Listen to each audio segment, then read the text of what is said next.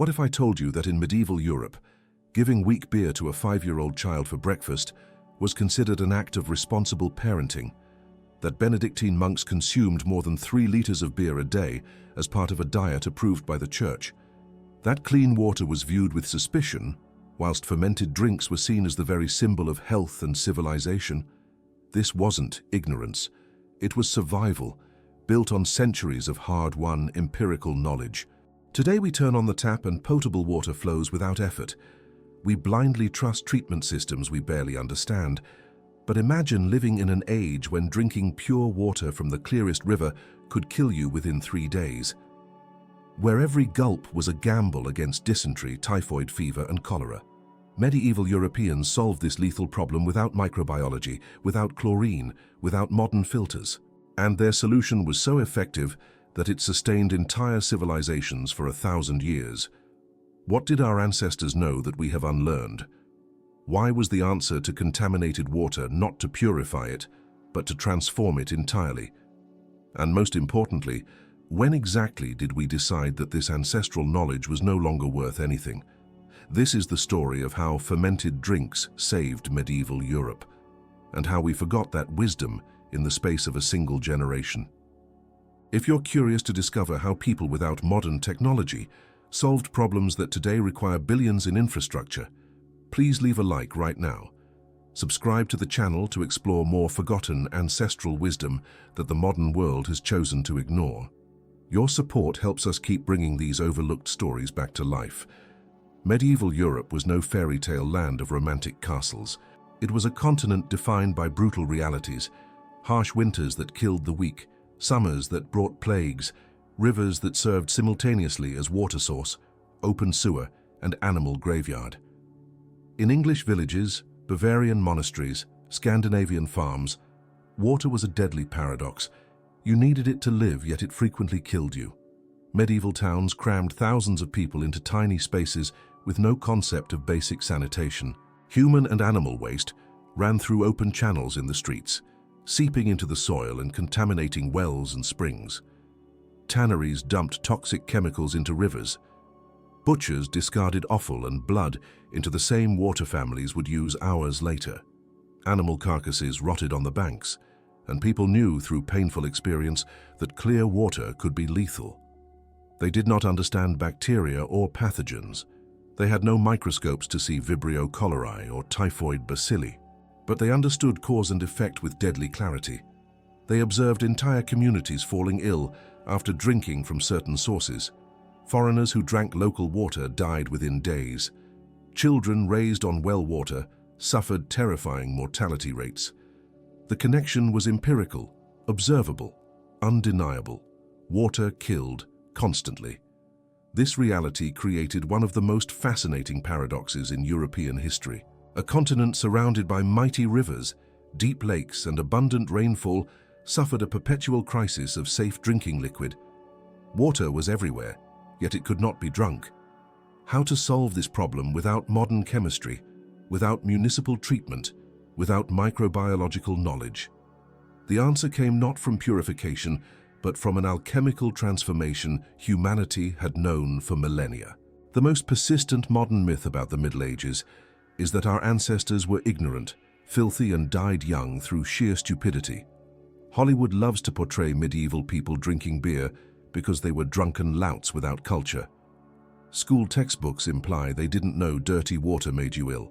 The popular narrative paints a picture of primitive people who stumbled accidentally into solutions while staggering drunkenly through life. Nothing could be further from the historical truth. The reality is that medieval Europeans developed a sophisticated system of liquid food safety based on controlled fermentation. They didn't drink beer because they liked getting drunk at breakfast. They drank it because fermentation was the most advanced purification technology available. Every monastery, every village, every family home had its own system of producing fermented drinks. It was decentralized, resilient, and surprisingly effective public health infrastructure. Compare that with our modern dependence. Today we turn a tap and trust blindly that centralized treatment plants are working perfectly, that the chlorine dosage is correct, that the pipes have no leaks. that no industrial contaminant has infiltrated the system.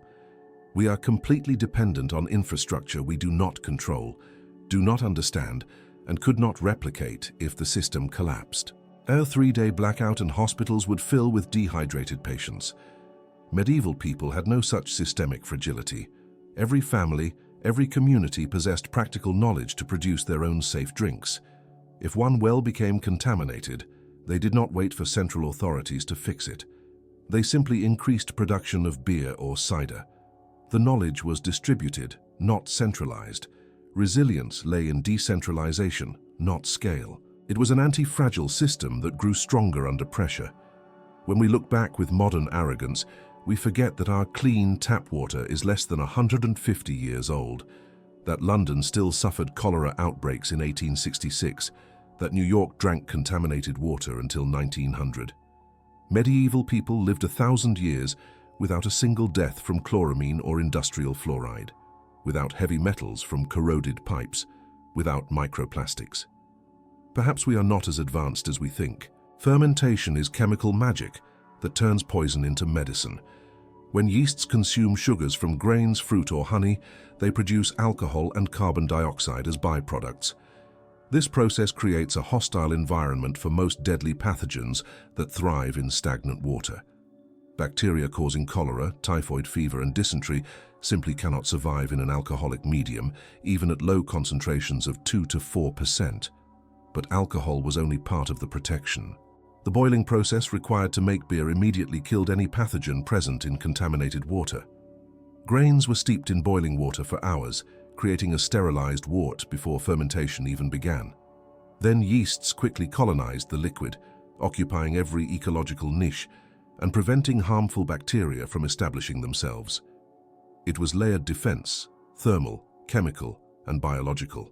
Europeans observed empirically that people who drank weak beer daily rarely developed the devastating intestinal diseases that plagued those who drank water. They did not know about Vibrio cholerae or Salmonella typhi, but they knew beer protected while water killed. This knowledge was accumulated through generations of careful observation, practical experimentation, and cultural memory passed from parent to child. Fermentation also preserved nutritional value. Medieval beer was essentially liquid bread, rich in calories, B vitamins, and minerals from the grains. Rural laborers performing heavy physical work needed 3 to 5 liters of liquid daily. Drinking that in water risked certain death. Drinking it in weak beer provided hydration, nutrition, and antimicrobial protection simultaneously. It was intuitive nutritional engineering. Cistercian monks perfected this science to an impressive degree. They developed specific recipes for different seasons, adjusting alcohol content according to ambient temperature and physical workload. Winter beer was stronger, providing extra calories against the cold. Summer beer was lighter, maintaining hydration without intoxication during long harvests. Every monastery was essentially a laboratory of food safety and applied nutrition. Beer was the queen of fermented drinks in Northern Europe, but far from the only one. Cider dominated regions with abundant orchards such as Normandy and southwest England. Mead was precious in areas with strong beekeeping, especially Scandinavia and Eastern Europe. Each region developed fermented drinks based on locally available resources. Diversity was resilience against specific crop failures. Medieval beer production was daily work, usually the responsibility of the women of the household. They were called brewsters or alewives, and their knowledge was considered essential for family survival. A good brewster was valued as a skilled craftswoman. Noble households and monasteries employed master brewers who guarded recipes as trade secrets. This knowledge had real economic and social value. The process began with malting. Barley grains were soaked, germinated, and then dried in kilns. Germination converted starches into fermentable sugars. The malted grains were then ground, mixed with hot water and boiled with bitter herbs. Hops only became widespread in the 15th century. Before that, brewers used mixtures of herbs called gruit that included mugwort, yarrow, and aromatic resins. Every family had its secret recipe. After boiling, the liquid cooled and yeasts were added. Primary fermentation took 3 to 5 days. The result was fresh ale, lightly effervescent. and with an alcohol content between 2 and 6% depending on the recipe. Strong ale was for special occasions. Weak ale was for daily consumption, including children. The crucial difference: even weak ale was infinitely safer than any available water. Monasteries produced on an industrial scale. The Benedictine monastery of St. Gallen in Switzerland had 3 separate breweries, one for the monks, one for pilgrims and noble visitors, and one for the poor and laborers. 9th century documents show that monks at St. Gallen received a daily ration of 5 litres of beer. This was not alcoholic excess, but caloric and hydration necessity for men performing heavy agricultural labour. A typical medieval day began with weak ale or cider at breakfast. Children received more diluted versions, but rarely drank pure water. 14th century English manorial records show standard daily rations: 1 gallon, approximately 3.8 litres, of weak ale for adult workers, half a gallon for adolescents, a quart for small children. This was public health infrastructure delivered through domestic fermentation. Meals were always accompanied by fermented drinks. Lunch in the fields included bread, cheese and ale, brought in ceramic jugs. Supper after a day's work brought stronger ale and sometimes cider or wine for celebrations. Taverns were community centres where news was exchanged, business conducted and disputes settled, always with fermented drinks, lubricating social interactions. Drinking together built trust and social cohesion. Medieval hospitals run by religious orders prescribed ale as medicinal treatment. The sick received extra rations of strong ale, believed to strengthen the body. Postpartum women drank spiced warm ale. The elderly received fortified mead. This was not baseless superstition. Moderate alcohol provided rapidly absorbed calories, and fermented drinks supplied nutrients when appetite was compromised. Contrast this with modern water, colorless, tasteless, sterile to the point of being nutritionally empty. We add minerals artificially because processing removes everything. We drink liters daily of liquid our bodies recognize, but which carries zero nutritional information beyond pure hydration. Medieval people would never waste the opportunity to combine hydration with nutrition. Every sip served multiple purposes simultaneously. Religious festivals and seasonal celebrations were marked by communal consumption of special drinks. Christmas brought strong spiced ale. Easter had festive mead. Successful harvests deserved first-quality cider. These drinks were not merely sustenance, but cultural markers of time, community, and gratitude. Drinking together was an act of communal affirmation and cultural continuity. Persistent myth. Medieval Europeans lived in a state of perpetual semi-drunkenness. Reality.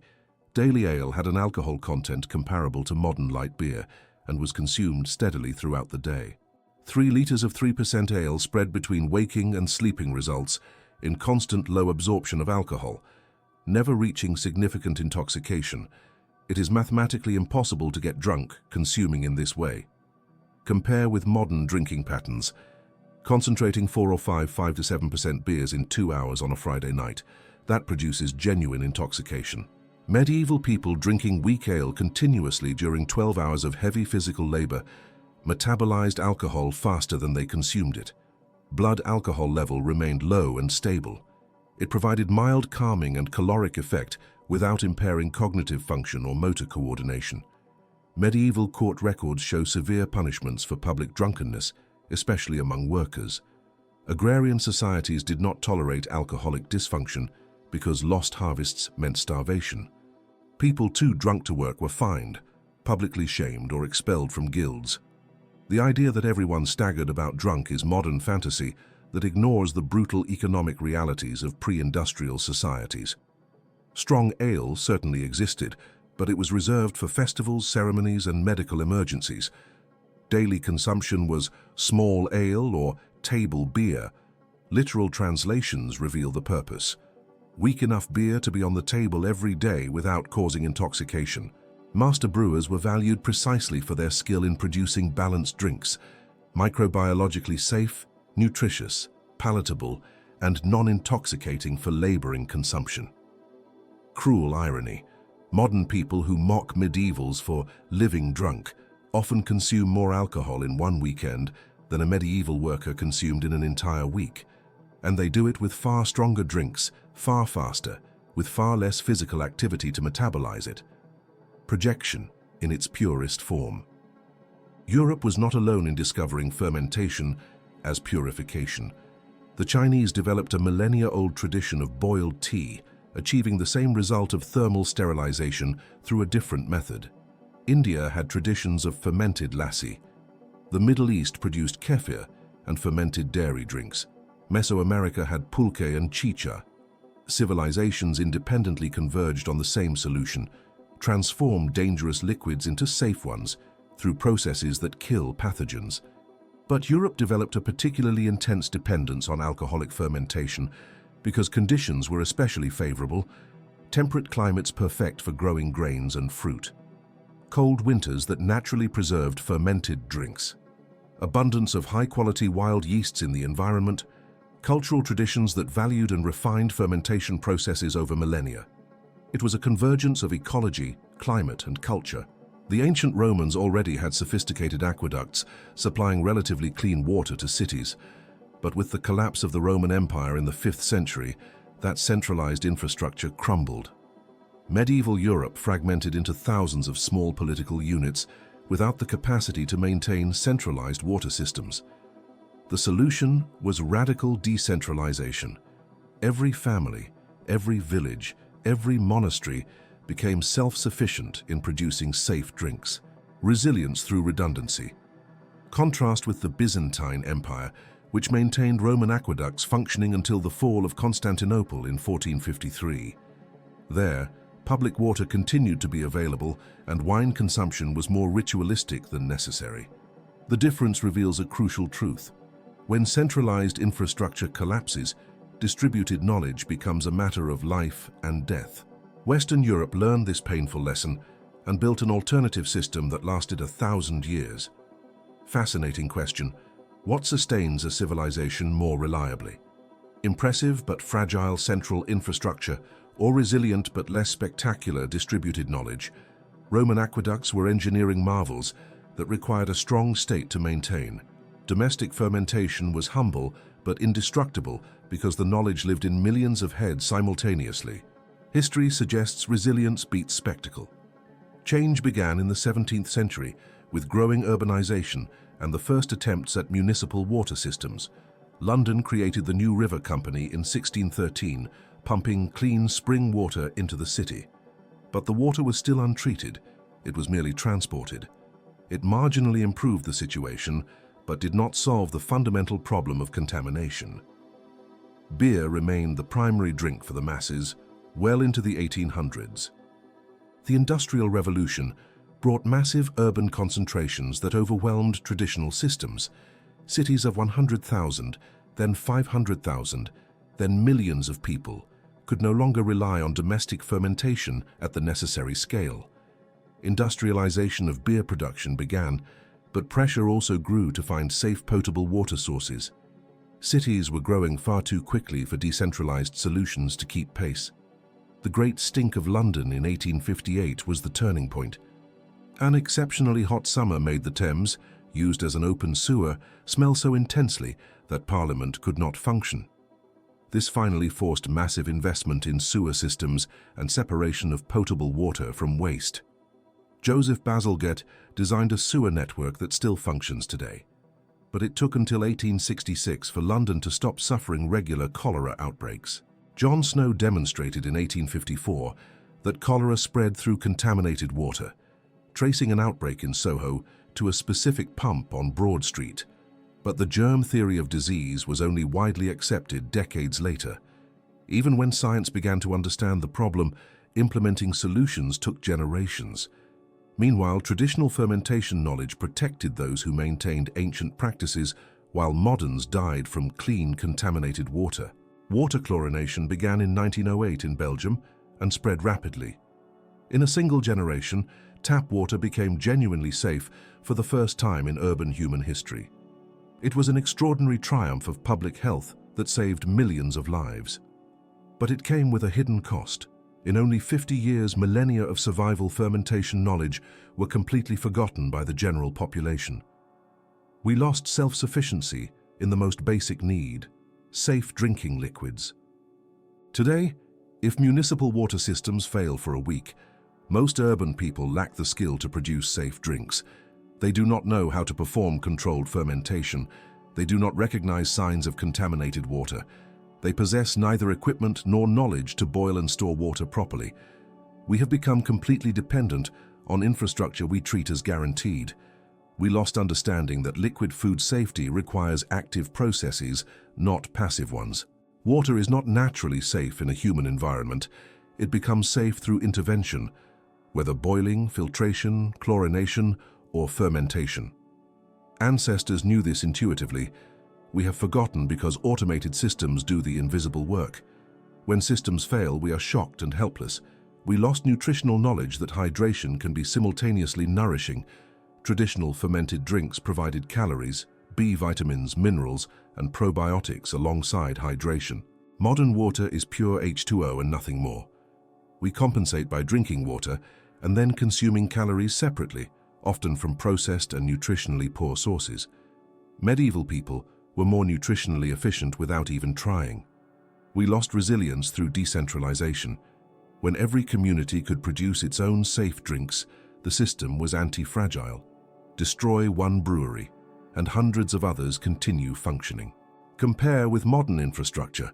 Poison a central reservoir and millions lose potable water simultaneously. We centralized efficiency, but created catastrophic single points of failure. Medieval people would never have accepted such vulnerability. We lost cultural wisdom transmitted across generations.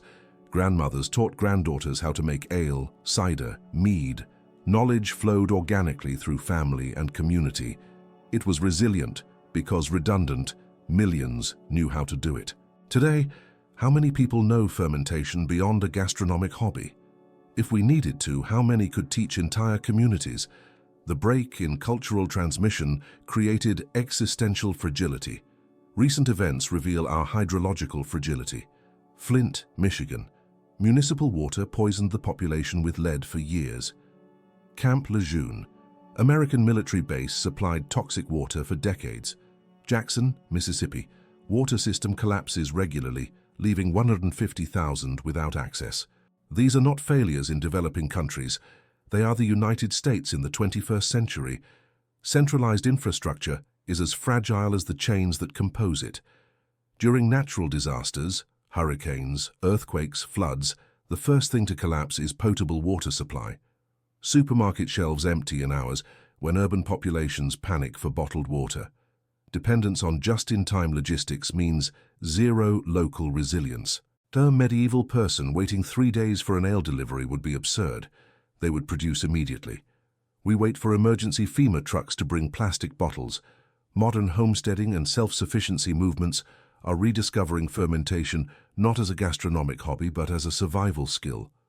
Prepper communities teach beer and cider making as preparation for infrastructure collapse. It is implicit recognition that ancestors were right. Distributed knowledge is more reliable than centralized systems when those systems inevitably fail or are compromised. The global water crisis is intensifying. Aquifers are being drained faster than they recharge. Climate change alters rainfall patterns. Industrial pollution contaminates previously clean sources. Global population grows while clean water shrinks. The modern solution is more complex technology. Desalination, advanced purification, long-distance transport. Each solution increases dependence on complex systems that require constant energy, maintenance, and expertise. An alternative would be rediscovering resilience through distributed knowledge. I am not suggesting abandonment of modern water treatment. It is a genuine advance that saved countless lives. But a resilient society would have both: efficient central infrastructure and local emergency knowledge as backup. Medieval people had the second without the first. We have the first without the second. Neither extreme is ideal. Gut health issues dominate modern medical discussions. Microbiome, probiotics, fermentation are buzzwords. We spend billions on supplements trying to repopulate intestines with beneficial bacteria. We buy industrialized kombucha, pasteurized kefir, Greek yogurt with added live cultures. We pay premium for processed versions of what was simply normal diet until 3 generations ago. Medieval people consumed fermented drinks rich in yeasts and beneficial bacteria daily. They did not need to supplement microbiome because they never destroyed it through antibiotics, sterilized foods, and excessive hygiene. They lived in constant symbiosis with beneficial microorganisms. I am not romanticizing. They also died from infections we cure easily today, but certain aspects of metabolic health were superior simply because they lived in a less sterilized world. The epidemic of autoimmune diseases and allergies in the developed world correlates with hyper-sterilized environments. The hygiene hypothesis suggests immune systems underexposed to microbes in childhood develop inappropriate responses. Children raised on farms with exposure to animals and dirt have fewer allergies. Perhaps consuming live fermented drinks from early childhood trained immune systems in ways we have lost. Modern beer is radically different from medieval ale. Pasteurized, filtered, artificially carbonated, produced in sterile stainless steel tanks, nutritionally empty except for alcohol and calories. Comparing Budweiser with medieval ale is like comparing industrial white bread with sourdough. Similar external form, completely different nutritional and microbial content. The growing interest in home fermentation represents an unconscious hunger for reconnection with processes that sustained ancestors. Making your own sourdough bread, home kefir, lacto-fermented vegetables is not nostalgia. It is recognition that industrialization of food removed something vital. We do not need to return completely to the past, but we could integrate ancestral wisdom with modern convenience in a more balanced way. There is profound irony in considering medieval people ignorant when they solved a problem that threatened human existence in cities for millennia. They did it without formal science, without central government, without complex technology. Only careful observation, practical experimentation, and cultural transmission of knowledge that worked. Perhaps intelligence is not merely understanding mechanisms, but developing effective solutions regardless of complete theoretical understanding. Technological progress is real and valuable. Modern water treatment saved millions of lives and freed human time previously devoted to survival tasks. But progress is not linear. It involves gains and losses. We gained centralized efficiency, but lost local resilience. We gained free time, but lost practical knowledge. We gained convenience, but lost self-sufficiency. Recognizing losses is not denying gains. Perhaps wisdom lies in recognizing that different eras had different strengths. Medieval people were masters of resilience, community, and distributed practical knowledge. Modern people are masters of scale, efficiency, and specialization. The optimal system might be hybrid, efficient central infrastructure with local resilient knowledge as backup. Respect for the past does not mean rejection of the present. Every generation believes it has surpassed the ignorance of its ancestors, and every generation is partially right and partially arrogant. The future will look back at us and see our obvious blindnesses, dependence on fossil fuels, fragile industrial agriculture, vulnerable globalized food systems. Just as we see medieval fragilities, they did not see. Humility requires recognizing that we too are blind to our own vulnerabilities. The question is not to romanticize the past, but to extract applicable lessons. When complex systems fail, and they all eventually fail, simple, distributed, practical knowledge saves lives. When centralized infrastructure is compromised, and it frequently is, community self-sufficiency provides resilience. History is not a dead archive of curiosities, but a library of field-tested solutions that can inform a more resilient future.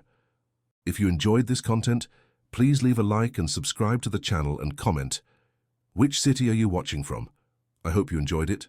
Until next time.